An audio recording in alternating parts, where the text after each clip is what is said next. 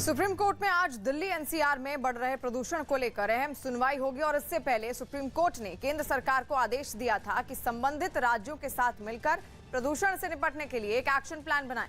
खासतौर पर उद्योग, ट्रांसपोर्ट और कंस्ट्रक्शन से पैदा होने वाले प्रदूषण को लेकर कोर्ट ने सरकार से ठोस उपाय मांगे थे। साथ ही पराली जलाने पर कुछ दिनों के लिए रोक लगाने पर भी विचार करने को कहा था। यूपी के पूर्वांचल को प्रधानमंत्री ने एक्सप्रेसवे का तोहफा दिया। प्रधानमंत्री ने सुल्तानपुर में हुए कार्यक्रम में पूर्वांचल एक्सप्रेसवे का उद्घाटन किया, जिसके बाद हुआ एक्सप्रेसवे पर बनी 3 किलोमीटर से लंबी हवाई पट्टी पर शानदार एयर शो, जिसके प्रधानमंत्री खुद गवाह बने। इस हवाई पट्टी पर प्रधानमंत्री के सामने AN-32, मिराज 2000 और जैगुआर जैसे विमानों ने लैंडिंग की, जिसे देखकर पीएम और सीएम दोनों ने तालियां बजाईं। इन तीनों विमानों ने हवा में ऐसे शानदार करतब दिखाए कि देखने वाले दांतों तले उंगलियां दबा लें।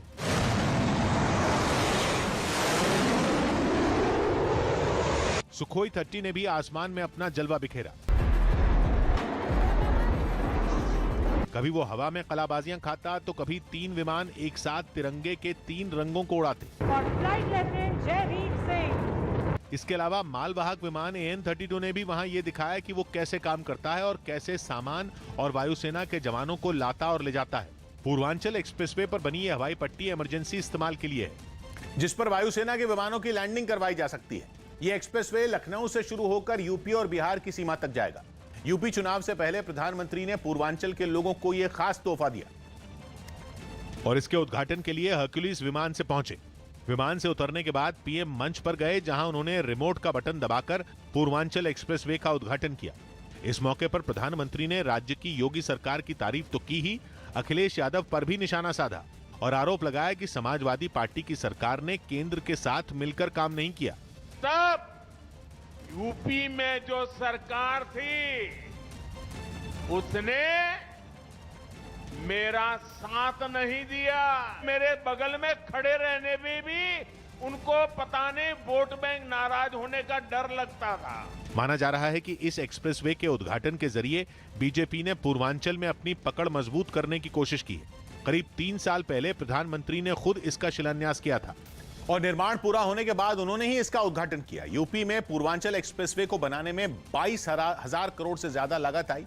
इसकी लंबाई 341 किलोमीटर है, जो 6 लेन चौड़ा है और आने वाले समय में इसे 8 लेन तक बढ़ाया जा सकता है। यह एक्सप्रेसवे यूपी के 9 शहरों को जोड़ेगा। इसकी वजह से लखनऊ और बाराबंकी समेत अमेठी, अयोध्या और आजमगढ़ जैसे जिलों में विकास की संभावनाएं बढ़ेंगी। दिल्ली के पटेल नगर से एक हैरान कर देने वाला वीडियो सामने आया। वहां बीच सड़क पर एक लड़की एक कैब ड्राइवर पर जमकर थप्पड़ बरसाती हुई नजर आई। आरोप है कि भीड़ ज्यादा होने की वजह से स्कूटर से जा रही ये लड़की इसको जगह नहीं मिल पाई, जिससे उसे सामने खड़ी कैब के ड्राइवर पर गुस्सा आ गया। इसके बाद लड़की की कैब ड्राइवर से बहसबाजी हुई और फिर उसने गुस्से में ड्राइवर पर थप्पड़ बरसाने शुरू कर दिया। और इस दौरान वहां मौजूद लोगों ने लड़की को रोकने की खूब कोशिश की, लेकिन इससे लड़की का गुस्सा और बढ़ गया और उसने वहां मौजूद लोगों से भी बहसबाजी शुरू कर दी। बताया जा रहा है कि वीडियो 2 से 3 दिन पुराना है, जिस पर पुलिस ने शिकायत मिलने पर कार्रवाई का भरोसा दिया।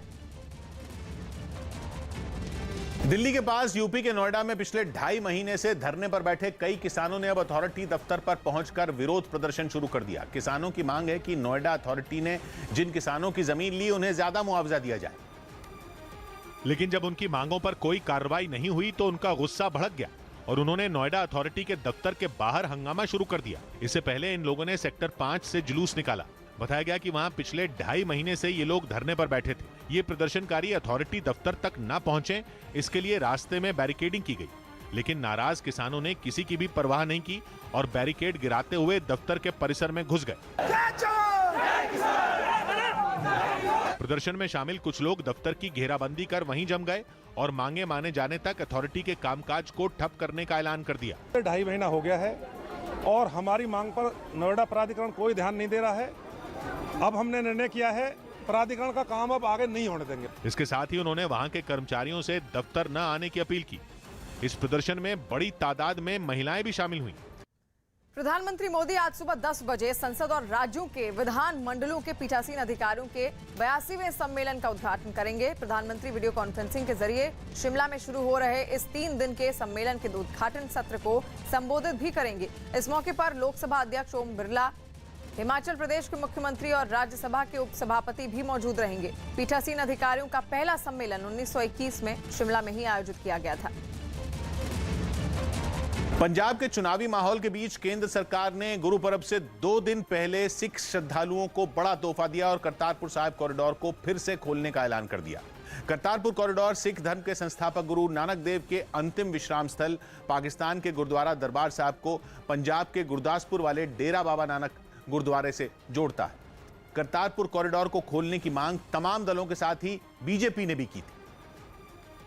और जैसे ही केंद्र सरकार के फैसले की जानकारी बाहर आई, चंडीगढ़ में बीजेपी दफ्तर के बाहर आतिशबाजी शुरू हो गई। खुशियां बांटने के लिए बीजेपी के नेता एक दूसरे को मिठाई खिलाने लगे और बीजेपी के दफ्तर के बाहर ढोल बज उठे। सरकार के फैसले की जानकारी केंद्रीय गृह मंत्री अमित शाह ने ट्वीट के जरिए दी, जिसके बाद पंजाब से लेकर दिल्ली तक प्रधानमंत्री को बधाई देने का तांता लग गया। बताया गया कि यात्रा के लिए एक दिन बाद रजिस्ट्रेशन शुरू होगा। 17 तारीख से रजिस्ट्रेशन होगा, जो हमें सूचना है, और 18 तारीख को पहला जत्था जाएगा। हालांकि कांग्रेस के कई नेता केंद्र सरकार के इस फैसले का श्रेय नवजोत सिंह सिद्धू को देने लगे, लेकिन खुद सिद्धू ने इसे राजनीति से अलग बताया। शलाघा करता सरकार दी जिन्होंने खोलिया कुछ चीज़ां पॉलिटिक्स तो बहुत उत्ते हुंदियां। यही नहीं, पंजाब के मुख्यमंत्री चरणजीत सिंह चन्नी ने भी इस फैसले पर प्रधानमंत्री का आभार जताया। लेकिन कोरोना संकट में बंद करतारपुर कॉरिडोर दोबारा खोले जाने के बाद पाकिस्तान ने इसके लिए कुछ शर्तें तय कर दी, जिनके मुताबिक वहां लागू कोरोना नियम करतारपुर में भी मान्य होंगे। यात्रा के लिए RT-PCR की नेगेटिव रिपोर्ट और वैक्सीनेशन का सर्टिफिकेट जरूरी होगा। साथ ही सभी श्रद्धालुओं को मास्क और सोशल डिस्टेंसिंग का ख्याल रखना होगा। यही नहीं, गुरुद्वारा परिसर में सैनिटाइज करने के लिए टनल भी लगाई गई है, जिससे गुजरकर लोग अंदर जा सकेंगे। हालांकि गुरुद्वारे में RT-PCR टेस्ट नहीं किया जाएगा, लेकिन किसी श्रद्धालु में लक्षण दिखने पर उनको आइसोलेट कर दिया जाएगा। दिल्ली में बढ़ते प्रदूषण को कम करने के लिए केजरीवाल सरकार ने लोगों से अब सार्वजनिक गाड़ियों के इस्तेमाल का अनुरोध किया है। दिल्ली सरकार ने लोगों से अपील की है कि वो अपनी निजी गाड़ियों को छोड़कर सार्वजनिक गाड़ियों से सफर करें, जिससे प्रदूषण को कम किया जा सके। और इसके लिए दिल्ली सरकार ने एक प्लान भी तैयार किया है, जिसके मुताबिक दिल्ली में सरकार बसों की संख्या बढ़ाएगी और उसमें 1 महीने के लिए लगभग 1000 निजी बसों को किराए पर लिया जाएगा।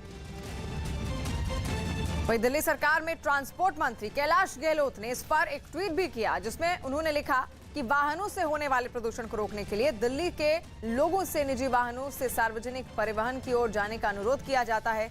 सार्वजनिक परिवहन को बढ़ाने के लिए दिल्ली सरकार 1 महीने की अवधि के लिए लगभग 1000 निजी बसों को किराए पर लेने की प्रक्रिया में है। महाराष्ट्र के नांदेड़ में करोड़ों के गांजे के साथ गिरफ्तार किए गए आरोपियों से पूछताछ में ड्रग्स के नक्सल कनेक्शन की बात सामने आई। खबर है कि ड्रग्स की सप्लाई आंध्र प्रदेश और तेलंगाना के नक्सल प्रभावित इलाकों से हो रही थी, जिसके लिए इन दोनों राज्यों के जंगलों से ड्रग्स की खेप को ट्रकों के जरिए दूसरी जगहों पर भेजा जाता था। खास बात यह कि ड्रग्स को पहुंचाने के आखिरी पड़ाव तक रास्ते में 2 बार ट्रकों के ड्राइवर बदले जाते थे, यानी एक ड्राइवर जंगल पार कराता था तो दूसरा ड्राइवर उसे मंजिल तक पहुंचाता था। इसके पीछे मकसद यह था कि अगर बीच में ट्रक पकड़ा भी जाए तो ड्रग्स की सप्लाई करने वालों का पता किसी को न चल सके। जाकिर नायक की संस्था पर लगा बैन बढ़ा दिया गया। केंद्र सरकार ने जाकिर नायक की संस्था इस्लामिक रिसर्च फाउंडेशन पर लगा बैन 5 साल के लिए बढ़ा दिया। जाकिर पर विवादास्पद भाषण देने के आरोप हैं, जिनसे प्रेरित होकर 2016 में बांग्लादेश में कुछ लोगों पर धमाके करने का आरोप लगा था। उत्तर प्रदेश के चुनावी माहौल में अब एक और विवाद की एंट्री हो गई। भारतीय जनता युवा मोर्चा के राष्ट्रीय अध्यक्ष तेजस्वी सूर्या ने गोरखपुर के कार्यक्रम में बिना नाम लिए समाजवादी पार्टी पर तीखा हमला बोला। आदित्यनाथ जी के सरकार, मोदी जी के नेतृत्व में जो हमारा लक्ष्य है, सबका साथ, सबका विकास, सबका विश्वास, हमको ऐसे ही सरकार चाहिए, मियाओं का सरकार नहीं चाहिए। समाजवादी पार्टी ने तेजस्वी सूर्या के बयान को असली मुद्दों से ध्यान हटाने की कोशिश बताया। भाजपा कोई काम करने वाली पार्टी नहीं है, वो बात करने वाली पार्टी है, इसलिए अब वो जनता को गुमराह नहीं कर पाएंगे। भारत और न्यूजीलैंड के बीच शाम 7 बजे से जयपुर के सवाई मानसिंह स्टेडियम में पहला T20 मैच खेला जाएगा। विराट कोहली के कप्तानी पद से हटने के बाद ये पहली सीरीज होगी जब रोहित शर्मा टीम की कमान संभालेंगे। इस सीरीज के लिए विराट कोहली को बतौर बल्लेबाज भी आराम दिया गया है। अपने उत्तराखंड दौरे पर बीजेपी अध्यक्ष जेपी नड्डा रुद्रपुर पहुंचे, जहां उन्होंने शहीद उधम सिंह की प्रतिमा पर फूल चढ़ाकर उन्हें श्रद्धांजलि दी। इस दौरान उन्होंने वहां कई लोगों के साथ बात भी की। लगभग 521 नमामि गंगे के प्रोजेक्ट मोदी जी ने सैंक्शन किए हैं और धामी जी धरती पर उसको लगा रहे हैं। मध्य प्रदेश के रतलाम में हुई एक शादी सुर्खियों में आ गई, क्योंकि वहां खाने के अलावा कोरोना वैक्सीन का टीका लगवाने के लिए भी एक स्टॉल लगाया गया। इस दौरान शादी समारोह में शामिल मेहमानों में 50 से ज्यादा लोगों ने यह टीका लगवाया। अभिनेत्री कंगना रनौत ने आजादी के बाद महात्मा गांधी पर विवादास्पद बयान दिया है। उन्होंने अपनी पोस्ट में लिखा कि कुछ लोग थे जिन्होंने हमें सिखाया कि कोई तुम्हें एक थप्पड़ मारे तो दूसरा गाल आगे कर दे और इस तरह तुम्हें आजादी मिल जाएगी। आगे कंगना ने लिखा कि इस तरह आजादी नहीं मिलती, इस तरह सिर्फ भीख मिलती है। अपने नायक को बुद्धिमानी से चुने। अफ्रीकी देश युगांडा की राजधानी कंपाला में हुए 2 धमाकों में 3 लोगों की जान चली गई, जबकि बड़ी संख्या में लोग घायल हो गए। इनमें एक धमाका तो उस होटल के करीब हुआ जहां भारत के पैरा बैडमिंटन खिलाड़ियों को ठहराया गया था, जबकि दूसरा वहां की संसद के पास हुआ, जिसके बाद वहां खड़ी कई गाड़ियों में आग लग गई। सामने आई तस्वीरों में संसद परिसर के बाहर खड़ी गाड़ियां लपटों से घिरी नजर आईं। धमाके के बाद हर तरफ अफरा तफरी मच गई, लोग इधर उधर भागने लगे। आनन फानन में दमकल की गाड़ियां वहां पहुंची और आग बुझाने का काम शुरू किया। जल्द ही सुरक्षा बल ने पूरे इलाके को अपने कब्जे में ले लिया, जबकि दूसरा धमाका उस होटल के करीब हुआ जहां भारतीय पैरा बैडमिंटन खिलाड़ी ठहरे थे। धमाके के बाद पैरा बैडमिंटन इंडिया ने भी एक वीडियो पोस्ट किया और सभी खिलाड़ियों के पूरी तरह सुरक्षित होने की जानकारी दी गई। हालांकि इस वीडियो में होटल के बाहर धुएं और धूल का गुबार उठता नजर आया। बताया गया कि मोटरसाइकिल सवार 2 आत्मघाती हमलावरों ने इन धमाकों को अंजाम दिया। हमले के बाद पूरे इलाके को सील कर दिया गया और धमाके की जाँच शुरू कर दी गई। और इन धमाकों के बाद वहां से कुछ तस्वीरें भी सामने आई। ये तस्वीरें उस होटल की हैं जहां भारत के पैरा बैडमिंटन खिलाड़ियों को ठहराया गया था। तभी होटल के बाहर एक तेज धमाका हुआ जिससे चारों तरफ धुएं का गुबार छा गया। वहां मौजूद लोग अपनी जान बचाने के लिए इधर उधर भागते दिखाई दिए। धमाका इतना जबरदस्त था कि कई गाड़ियों के परखचे उड़ गए। और बहुत बड़ी खबर जयपुर से। जयपुर में शिक्षक सम्मान समारोह में ही टीचरों के तबादले के में रिश्वत के लेने देन का भेद खुल गया है, और वो भी मुख्यमंत्री के सामने। इस कार्यक्रम में शिक्षकों को सम्मानित किया गया, लेकिन इसी दौरान अशोक गहलोत ने उन लोगों से सवाल पूछा कि क्या ट्रांसफर या पोस्टिंग में पैसा भी मांगे जाते हैं। ये सुनना था कि मंच के सामने से टीचरों ने हाँ में जवाब दिया। मतलब टीचरों के ट्रांसफर या पोस्टिंग में घूसखोरी का गंभीर आरोप, और वो भी तब जब वहां मुख्यमंत्री के साथ उनके करीबी और राज्य के शिक्षा मंत्री गोविंद सिंह डोटासरा भी मौजूद थे। यानी शिक्षा मंत्री के सामने ही पोल खुल गई। हालांकि गहलोत ने इस मामले को दुर्भाग्यपूर्ण बताया और आने वाले दिनों में तबादले के लिए एक नीति तैयार करने का भरोसा दिया। लेकिन जैसे ही ये वीडियो सामने आया, बीजेपी ने शिक्षा मंत्री से इस्तीफा देने की मांग कर दी। डोटासरा पर पहले भी तबादलों को लेकर आरोप लग चुके हैं।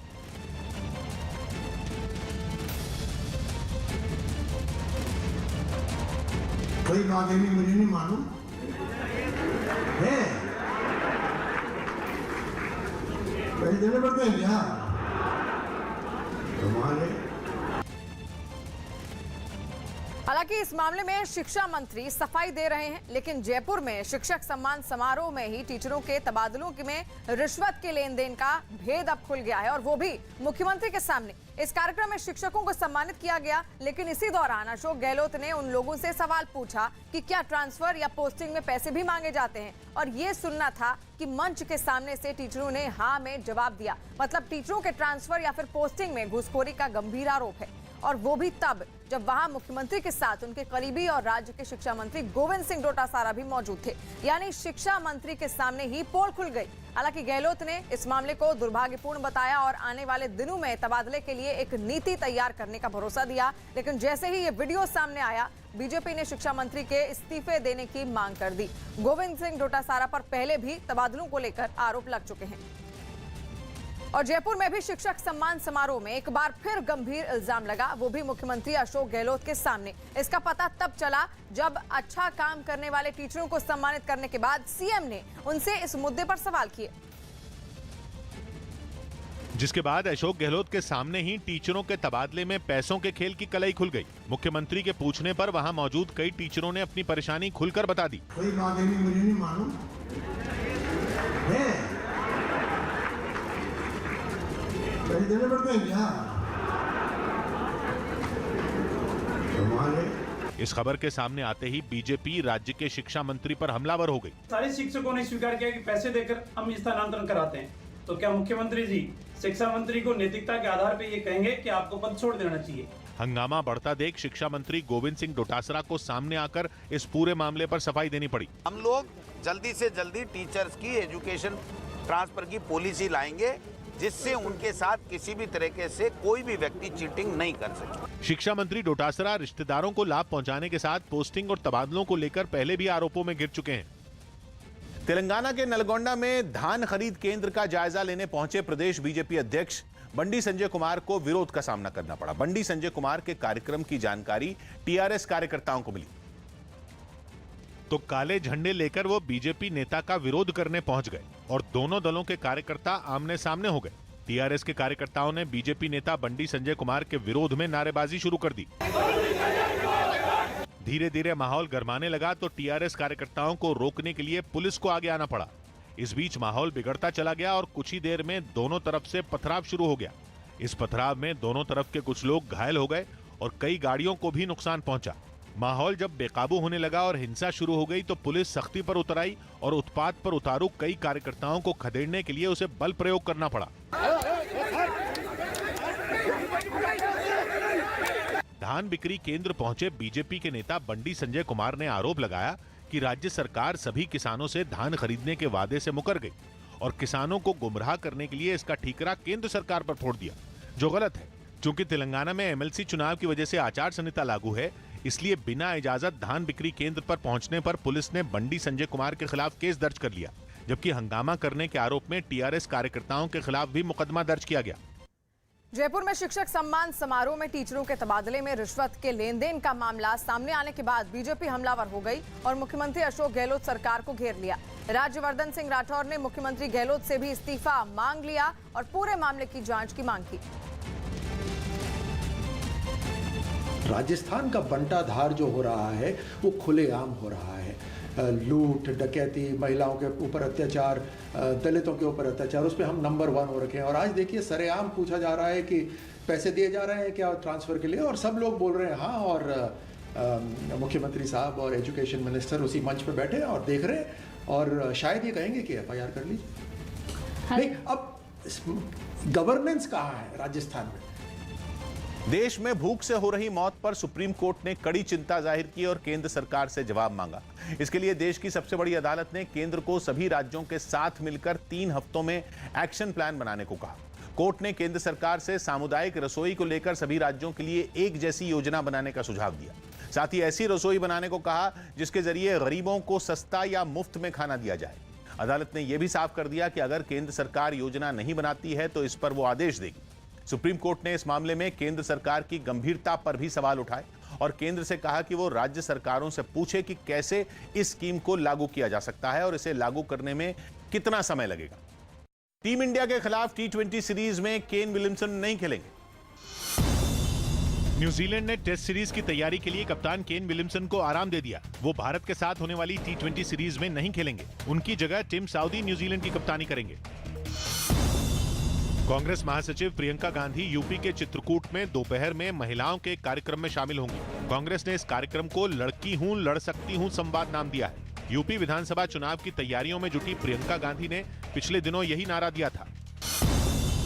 दिल्ली की हवा में जहर घुलने के साथ ही एलर्जी और सांस संबंधी बीमारियों की वजह से अस्पताल पहुंचने वाले बच्चों की संख्या बढ़ गई। सांस में प्रॉब्लम, आंखों में जिचिंग वगैरह होती है, इसलिए बुलाए बच्चों। दिल्ली सरकार के सबसे बड़े अस्पताल LNJP के साथ ही बच्चों के सबसे बड़े अस्पताल चाचा नेहरू बाल चिकित्सालय में भी प्रदूषण की वजह से बीमार होने वालों की संख्या में अचानक उछाल आ गया। ऐसे में डॉक्टरों ने माता पिता से बच्चों के लिए खास सावधानियां बरतने की अपील की। माता पिताओं को भी बोलना है कि वो इस समय बच्चों का बहुत विशेष ध्यान रखें, बच्चों को बहुत ज्यादा पोल्यूशन में ना निकालें। यूपी के कानपुर में हिरासत से लौटे एक लड़के की मौत के बाद उसके परिवार वालों ने पुलिस को घेर लिया। उन्होंने आरोप लगाया कि हिरासत में उस लड़के के साथ हुई मारपीट के बाद उसकी तबीयत बिगड़ गई थी, जिसके बाद पुलिस ने उसे छोड़ दिया था। बताया गया कि 3 दिन पहले कुछ पुलिस वाले उस लड़के को चोरी के इल्जाम में पूछताछ के लिए घर से पकड़ कर ले गए थे। ना मारा है सर, कुछ कहने को नहीं, आप खुद ही देख लीजिए और मानने के बाद कहते हैं कि इसको ले जाइए। मामले ने जब तूल पकड़ा तो पुलिस के बड़े अधिकारी ने पीड़ित परिवार को जांच का भरोसा दिया। आरोप के आधार पर और तहरीर भी हम मांग रहे हैं, तहरीर के आधार पर मुकदमा लिखवाएंगे और जांच के उपरांत जो भी निष्कर्ष निकलेगा आपको मैं बता दूंगा। और कांग्रेस नेता सुप्रिया श्रीनेत ने मणिशंकर अय्यर के मुगलों पर दिए बयान का समर्थन किया और सवाल पूछा कि इसमें बुराई क्या है। सुप्रिया श्रीनेत ने मुगलों के शासन को अच्छा बताते हुए कहा कि मुगलों के शासन में देश की जीडीपी बेहतर रही थी। जिन मुगल शासकों ने अतिक्रमण किया, जिन्होंने जबरदस्ती करी, उनका नाम कोई नहीं लेता है, लेकिन अकबर का नाम तो हम सब लेते हैं। उसमें क्या खराबी है? मुगल होना खराब है क्या? मैं पूछती हूँ आपसे। मुगल होना खराब नहीं है। जो अतिक्रमण हुआ, जिन लोगों ने जोर जबरदस्ती करी, जिन्होंने लूटा खसोटा, उनके बारे में इतिहास भी उनको गौरवान्वित नहीं करता है। तो ये जो एक ब्रश से पेंट कर देना हो जाता है कि मुगल सब खराब थे, बिल्कुल नहीं थे। सब मुगल खराब नहीं थे, ये मैं बोलना चाहती हूँ आपसे। बहुत अच्छे मुगल शासक भी हुए जिन्होंने इस देश को बड़ी बड़ी जीडीपी दिए, बड़ी बड़ी इमारतें दी, एक बहुत बढ़िया व्यवस्था दी। गुजरात के अहमदाबाद में नगर निगम ने सड़कों के किनारे लगने वाले नॉनवेज यानी मांसाहारी खाने के ठेलों को हटाने का काम शुरू कर दिया। नगर निगम ने कुछ दिन पहले सड़कों के साथ ही स्कूल, कॉलेज सहित धार्मिक स्थानों के 100 मीटर के दायरे से ऐसे ठेलों को हटाने का फरमान जारी किया था।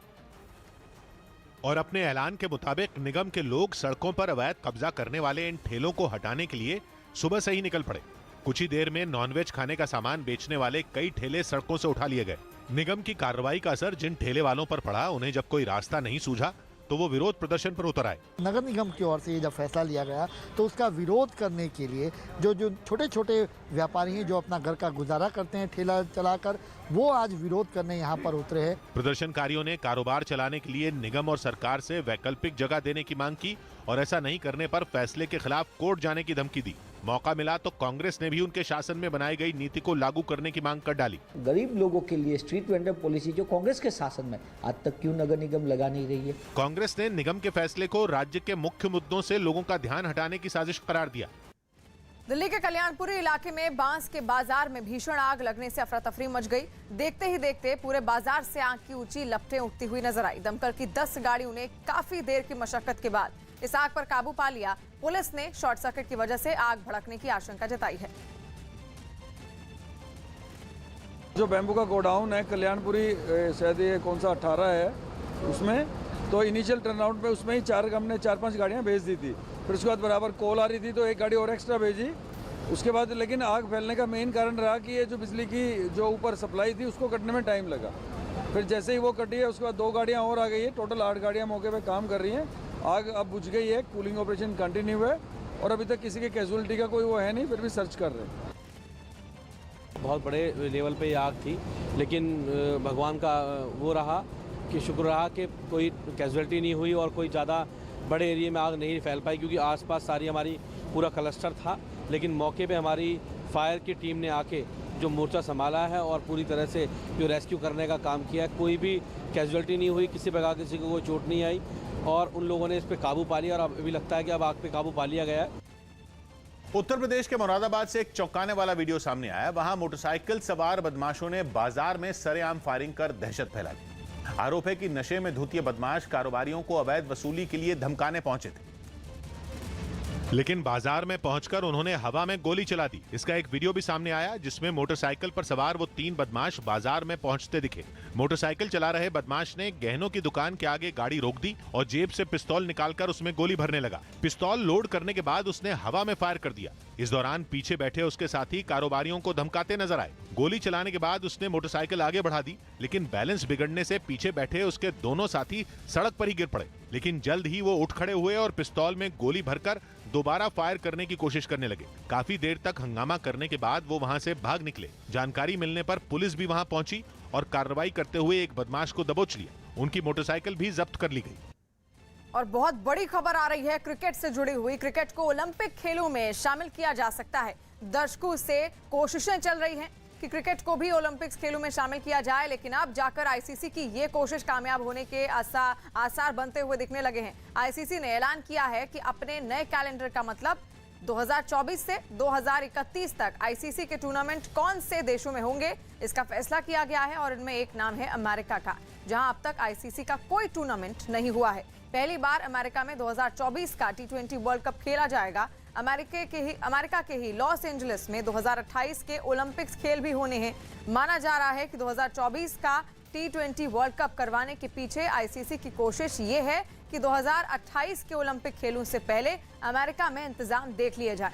अमेरिका अभी आईसीसी का एक एसोसिएट सदस्य है और तेजी से वहां क्रिकेट की लोकप्रियता बढ़ रही है। अमेरिका के खिलाड़ी कई देशों में होने वाली लीग में पिछले कुछ सालों से हिस्सा ले रहे हैं। इसके अलावा दुनिया के कई देशों के खिलाड़ी क्रिकेट खेलने के लिए अमेरिका गए हैं, जिनमें भारत के उन्मुक्त चंद भी शामिल हैं। माना जा रहा है कि आईसीसी ने ओलंपिक खेलों में क्रिकेट को शामिल करवाने के लिए युद्ध स्तर पर कोशिशें अब तेज कर दी हैं।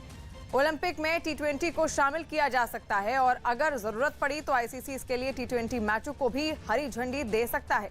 हालांकि आईसीसी के कोई भी टूर्नामेंट 10 ओवर वाले फॉर्मेट में नहीं होते, लेकिन T10 मैचों को आईसीसी पहले ही मंजूरी दे चुका है। मतलब यह है कि छोटे फॉर्मेट का क्रिकेट अब ओलंपिक खेलों का हिस्सा बन सकता है। और ये जानकारी इसलिए अहम है क्योंकि साल 1900 में जब पेरिस में ओलंपिक्स खेल हुए थे, तब उन खेलों में क्रिकेट शामिल था। उस वक्त केवल 2 टीमें टूर्नामेंट खेली और ब्रिटेन ने एक क्लब की टीम को हराकर टूर्नामेंट जीत लिया। लेकिन उसके बाद से क्रिकेट को ओलंपिक्स खेलों में कभी भी जगह नहीं मिल पाई और अब माना जा रहा है कि 2028 के जो ओलंपिक खेल अमेरिका के लॉस एंजलिस में होंगे, उनमें क्रिकेट को जगह मिल सकती है और 2028 के ओलंपिक खेलों को ध्यान में रखकर ही अमेरिका को 2024 के T20 वर्ल्ड कप की मेजबानी सौंपी गई है। 2024 में होने वाला क्रिकेट के T20 वर्ल्ड कप के लिए वेस्ट इंडीज और अमेरिका मिलकर मेजबानी करेंगे और आईसीसी की मंशा इस टूर्नामेंट के जरिए ये देखने की है कि अमेरिका में क्रिकेट के इंतजाम कोई बड़ा टूर्नामेंट करवाने के लायक है या फिर नहीं। हालांकि चर्चा यह भी है कि अगर ओलंपिक्स खेलों में T20 को शामिल नहीं किया जा सका तो क्रिकेट का सबसे नया फॉर्मेट जगह पा सकता है। मतलब 10-10 ओवरों वाला 10-10 ओवरों वाला एक मैच, जिन्हें आईसीसी पहले ही मंजूरी दे चुका है और उन्हें ओलंपिक्स खेलों में शामिल किया जा सकता है। ऑस्ट्रेलिया में महात्मा गांधी की प्रतिमा तोड़ने पर वहां के प्रधानमंत्री ने चिंता जताई। वहां के मेलबर्न में यह घटना हुई जहां भारत की ओर से ऑस्ट्रेलिया को तोहफे में दी गई महात्मा गांधी की प्रतिमा को कुछ लोगों ने तोड़ दिया, जिस पर ऑस्ट्रेलिया के पीएम स्कॉट मॉरिसन ने चिंता जताई और कहा कि इस तरह की घटना शर्मनाक है और इसे बर्दाश्त नहीं किया जाएगा। खबर है कि भारत की ओर से ऑस्ट्रेलिया के सामने यह मुद्दा उठाया गया है। विदर्भ की team Syed Mushtaq Ali T20 trophy के सेमीफाइनल में पहुंच गई।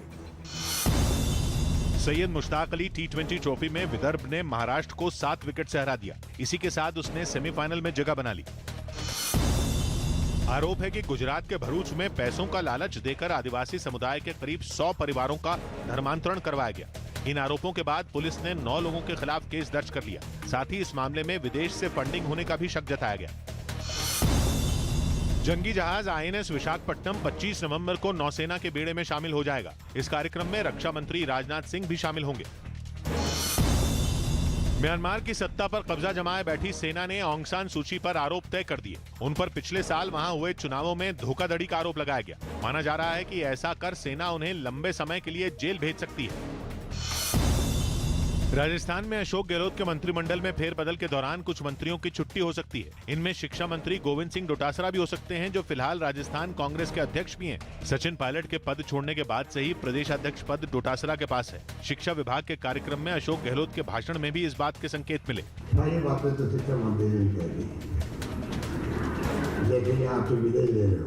खुद गोविंद सिंह डोटासरा की बातों से भी लगा कि उनकी दिलचस्पी मंत्रालय से ज्यादा संगठन संभालने में है। संगठन का काम बहुत बड़ा है, इसमें कोई दो राय नहीं है और निश्चित रूप से संगठन से ही सत्ता आती है।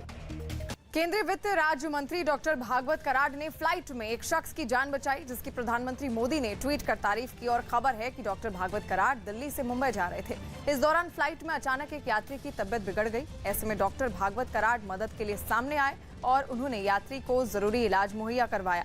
उनकी इस पहल के लिए एयरलाइंस ने उनका आभार भी जताया। एयर होस्टेस चला रही थी, कोई डॉक्टर है। मैं 1 नंबर सीट पे बैठा था और मैं खड़ा होगा क्या होगा बोल के, तो एक पेशेंट नीचे दोनों पैसेंजर नीचे सोया था। मैं देखा जाके तो सब एयर होस्टेस और सब लोग खड़े थे उधर, तो वो श्वास ले रहा था लेकिन उस पूरा पसीना था। उससे इमीडिएट कपड़े निकाला और उसको हवा आई और बाद में देखा तो उसका पल्स थोड़ा वीक था। तो इमीडिएटली उसके पाँव ऊपर किए। मैं समझ गया कि उसका ब्लड प्रेशर बीपी लो हो गया। तो उसको पाँव ऊपर किए, उसको लोग पानी पिला के, मैं पानी नहीं पिलाया, उसको ऊपर पाँव ऊपर करके थोड़ा श्वास कैसे छाती को थोड़ा मालिश करे तो उसको श्वास तो चाची चल रही थी, उसकी पल्स भी आ गई। और उसके बाद उसको ग्लूकोज, ये हाइपोग्लाइसीमिया और हाइपोटेंशन ये दोनों चीज़ के हो सकता है, तो मैं ग्लूकोज दिया और ग्लूकोज देने के बाद आधे घंटे के बाद पेशेंट ठीक हुआ। प्रधानमंत्री मोदी ने भी केंद्रीय मंत्री भागवत कराड की पहल को सराहा और उन्होंने ट्वीट भी किया। उन्होंने लिखा, दिल से एक डॉक्टर, हमेशा मेरे सहयोगी डॉक्टर भागवत कराड ने शानदार पहल की। मुंबई के कांजूरमार्ग इलाके से एक दिल दहला देने वाला वीडियो सामने आया। वहां इलेक्ट्रॉनिक सामान का एक सर्विस सेंटर आग की भयानक लपटों में घिर गया। पुलिस ने शॉर्ट सर्किट की वजह से आग लगने की आशंका जताई, जिसकी वजह से जल्द ही पूरा सर्विस सेंटर आग की चपेट में आ गया। सामने आई तस्वीरों में वहां से जबरदस्त लपटें निकलती दिखाई दी। बताया गया कि उस सेंटर में बड़ी मात्रा में केमिकल था, जिससे आग तेजी से भड़क गई और हालात बेकाबू हो गए। लपटों के साथ धमाकों की आवाजें भी सुनाई पड़ी, जिससे इलाके के लोग सहम गए। जानकारी मिलते ही दमकल की कई गाड़ियां वहां पहुंची और आग बुझाने की कोशिश शुरू की। हालांकि लपटें इतनी भयानक थी कि दमकल कर्मी उनके आगे जूझते दिखाई दिए। यही नहीं, आग के साथ उठने वाले धुएं ने भी लोगों को डरा दिया। वहां से निकल रहे गहरे काले धुएं ने आसपास के पूरे इलाके को ढक लिया। धुएं की वजह से दमकल कर्मियों को भी आग बुझाने में मुश्किलें आईं। हालांकि कई घंटों की कड़ी मेहनत के बाद किसी तरह आग बुझा दी गई। अंदर कोई मौजूद नहीं था, एक सिक्योरिटी गार्ड था जिसे सुरक्षित बाहर निकालने गया है। हालात काबू में आने के बाद दमकल विभाग के कुछ कर्मचारी उस सर्विस सेंटर के अंदर भी दाखिल हुए और वहां सर्च ऑपरेशन चलाया। और ब्रेकिंग न्यूज दे रहे हैं जनक दवे। 14 राज्यों में एक साथ चाइल्ड पोर्नोग्राफी के मामले में छापेमारी की गई है। सीबीआई को देश में चाइल्ड पोर्नोग्राफी के रैकेट से जुड़ी अहम जानकारियां मिली हैं। एक दिन पहले सीबीआई ने इस मामले में 23 अलग अलग एफआईआर दर्ज की थी, जिन्हें 83 लोगों को आरोपी बनाया गया था। ठीक एक दिन बाद 14 राज्यों में 76 लोकेशन पर छापेमारी की गई। सीबीआई ने करीब सभी जगहों से बड़ी संख्या में मोबाइल, लैपटॉप, हार्ड डिस्क और कई गैजेट जब्त किए हैं।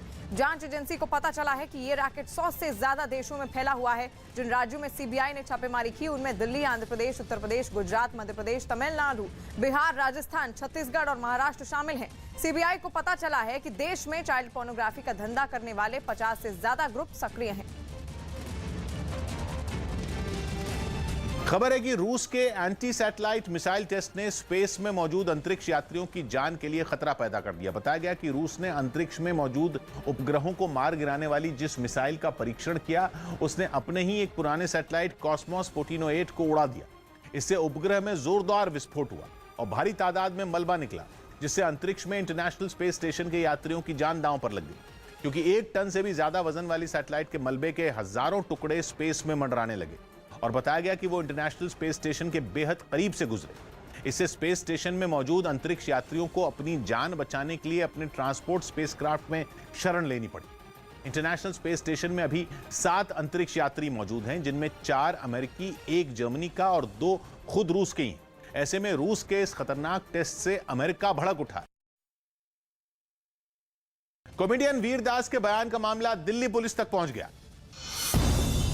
कॉमेडियन और अभिनेता वीर दास की एक टिप्पणी पर सियासी हंगामा शुरू हो गया। अमेरिका के वॉशिंगटन डीसी में केनेडी सेंटर में वीर दास ने 2 इंडियाज नाम की कविता पढ़ी और विवादित लाइनें उसी कविता का हिस्सा थी। I come from an India where the AQI is 9,000, but we still sleep on the roof and look up at the stars. I come from an India where we worship women during the day and gang rape them at night. उनकी ये लाइनें दिग्विजय सिंह को भा गईं और उन्होंने tweet कर उनकी तारीफ कर दी। लेकिन दिल्ली बीजेपी के प्रवक्ता ने पहले तो उनकी कविता को भद्दा बताया और फिर दिल्ली पुलिस को वीरदास की शिकायत देने की जानकारी भी ट्वीट कर दी। वीवीएस लक्ष्मण को बेंगलुरु की नेशनल क्रिकेट एकेडमी का निदेशक बना दिया गया। कुछ लोगों पर जेएनयू कैंपस में घुसकर एक लेफ्टिनेंट कर्नल और उनके भाई के साथ मारपीट करने का आरोप लगा। बताया गया कि वहां कार खड़ी करने के लिए ये मामूली विवाद हुआ था। जेएनयू कैंपस में रविवार की रात सेना के एक लेफ्टिनेंट कर्नल और उसके इलेक्ट्रिक इंजीनियर भाई के साथ मारपीट हुई।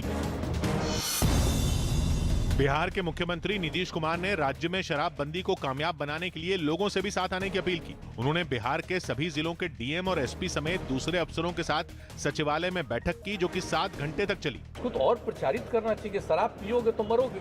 लेकिन आरजेडी ने इस मुद्दे पर बिहार सरकार को फिर कटघरे में खड़ा कर दिया। शराब जहरीली पी करके लोग जो मर रहे हैं, सीधे तौर पर इसकी जिम्मेवारी और जवाबदेही सरकार की है। हिंदी की मशहूर लेखिका मन्नू भंडारी का दिल्ली के लोधी रोड में अंतिम संस्कार कर दिया गया। एक दिन पहले लंबी बीमारी की वजह से उनका निधन हो गया था। मन्नू भंडारी के अंतिम संस्कार के दौरान अशोक वाजपेयी समेत कई कवि, लेखक और पत्रकार शामिल हुए। पहले ऑडिट दिवस पर प्रधानमंत्री मोदी दिल्ली में सीएजी दफ्तर में आयोजित एक कार्यक्रम में शामिल हुए। वहां उन्होंने सरदार पटेल की प्रतिमा का अनावरण किया। इस मौके पर प्रधानमंत्री ने देश की तरक्की में सीएजी की भूमिका की तारीफ की। इतने सालों के बाद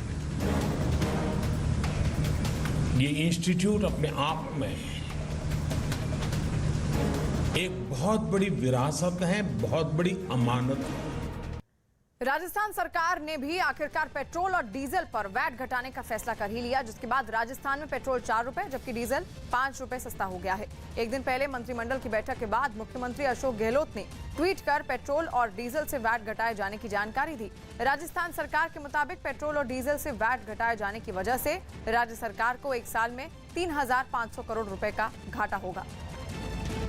पोलैंड के रास्ते यूरोप में घुसने की आस में हजारों शरणार्थी हफ्तों बाद भी बेलारूस में पोलैंड के बॉर्डर पर डेरा डाले हुए हैं। इराक और सीरिया जैसे पश्चिम एशिया के देशों से बेलारूस पहुंचे हजारों लोगों ने पिछले हफ्ते उसके पड़ोसी पोलैंड की सीमा पर धावा बोल दिया था, लेकिन पोलैंड ने अपने बॉर्डर की ऐसी किलेबंदी कर दी कि शरणार्थी उसके यहां घुस ही नहीं पाए और बेलारूस की तरफ बॉर्डर पर ही फंसे रह गए।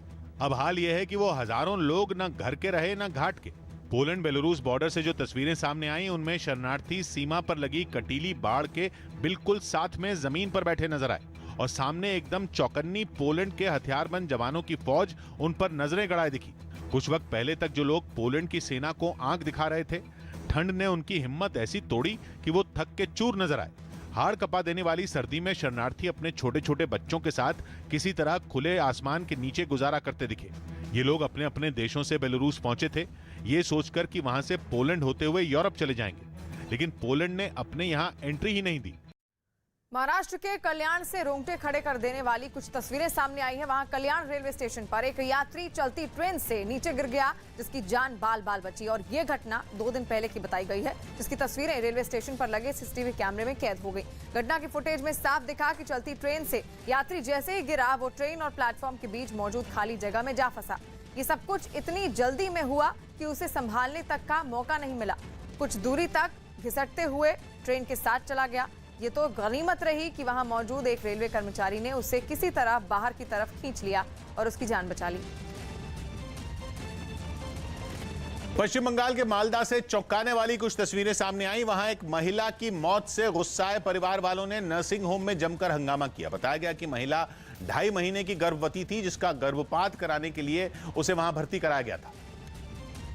लेकिन आरोप है कि इलाज के दौरान लापरवाही बरतने की वजह से उसकी मौत हो गई, जिसके बाद उसके परिवार वालों ने वहां बवाल खड़ा कर दिया, जिसकी सीसीटीवी फुटेज भी सामने आई, जिसमें साफ दिखा कि महिला के परिवार वाले उसकी मौत की खबर मिलते ही भड़क गए और वहां तोड़फोड़ शुरू कर दी। उन्होंने न केवल नर्सिंग होम की चीजों को नुकसान पहुंचाया, बल्कि वहां के स्टाफ के साथ मारपीट भी की। एक आदमी तो स्वास्थ्य कर्मियों को इस कदर पीटने लगा जैसे उनकी जान लेकर ही दम लेगा। ऐसे में वहां मौजूद कुछ लोगों ने बीच बचाव की कोशिश की और उसे उनसे दूर किया। फुटेज में एक बुजुर्ग ने भी स्वास्थ्य कर्मी पर हाथ उठाया। इस बीच पुलिस वहां पहुंची और उन लोगों को किसी तरह शांत कराया। लालू प्रसाद यादव की मुश्किलें चारा घोटाले मामले में बढ़ सकती हैं। बिहार की पूर्व मुख्यमंत्री लालू प्रसाद यादव की मुश्किलें चारा घोटाले मामले में बढ़ सकती हैं। सीबीआई की स्पेशल कोर्ट ने 23 नवंबर को लालू प्रसाद यादव समेत 28 आरोपियों को अदालत में उपस्थित होने का आदेश दिया है। ये मामला भागलपुर जिले के बांका उप कोषागार से जुड़ा है, जिसमें 46 लाख रुपए फर्जी तरीके से निकाले गए थे। राजस्थान में पेट्रोल 4 रुपए और डीजल 5 रुपए सस्ता हो गया है। मुख्यमंत्री अशोक गहलोत ने मंत्रिमंडल की बैठक के बाद पेट्रोल डीजल पर लगने वाले वैट को कम करने का फैसला किया। बताया जा रहा है कि इससे राज्य सरकार को 3,500 करोड़ के सालाना राजस्व का नुकसान होगा। लोकसभा में कांग्रेस के नेता अधीर रंजन चौधरी ने पश्चिम बंगाल में खाद की कमी को लेकर केंद्रीय मंत्री मनसुख मांडविया को एक चिट्ठी लिखी, जिसमें उन्होंने राज्य में पर्याप्त खाद की आपूर्ति करने की अपील की। भोपाल में सचिन तेंदुलकर ने सीएम शिवराज सिंह चौहान से मुलाकात की। इस दौरान सीएम शिवराज ने फूलों का गुलदस्ता देकर सचिन का स्वागत किया। इससे पहले सचिन सीहोर गए थे, जहां वो एक एनजीओ के साथ मिलकर बच्चों की पढ़ाई में अपने फाउंडेशन के जरिए मदद कर रहे हैं। सुप्रीम कोर्ट में आज दिल्ली एनसीआर में बढ़ रहे प्रदूषण को लेकर अहम सुनवाई होगी और इससे पहले सुप्रीम कोर्ट ने केंद्र सरकार को आदेश दिया था कि संबंधित राज्यों के साथ मिलकर प्रदूषण से निपटने के लिए एक एक्शन प्लान बनाएं। खासतौर पर उद्योग, ट्रांसपोर्ट और कंस्ट्रक्शन से पैदा होने वाले प्रदूषण को लेकर कोर्ट ने सरकार से ठोस उपाय मांगे थे। साथ ही पराली जलाने पर कुछ दिनों के लिए रोक लगाने पर भी विचार करने को कहा था।